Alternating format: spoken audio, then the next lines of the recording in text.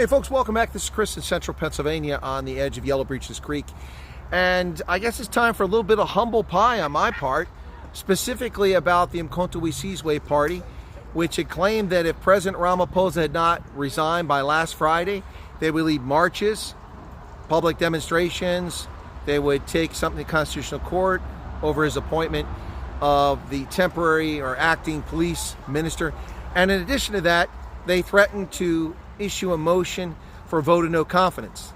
Well, as of yesterday, there had been no motion, no confidence. It was publicly disclosed. But I discovered a short while ago that the Independent Line just reported in the past couple of hours, as did Jacaranda FM, that in fact the Mkhonto-we-Sizwe party did file a motion of no confidence last Friday. So this is me, humble pie, for getting the story wrong, but it wasn't publicly available. I don't know if it's a state secret that they kept it.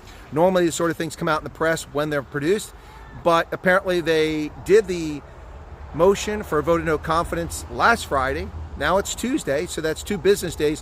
When will this vote of no confidence take place in President Ramaphosa? Of course, they're angry at President Ramaphosa over a lack of confidence in his leadership, and that's understandable. South Africa is a mess, and in no small measure because of the actions or inactions of President Cyril Ramaphosa. So the MK party is now trying to unseat him. The question is, who will support them? They say that progressive parties will support them.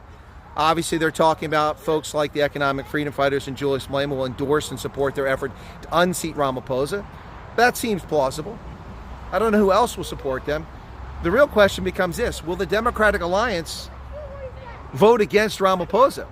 The only reason he's president is because the Democratic Alliance voted for Ramaphosa in the first place.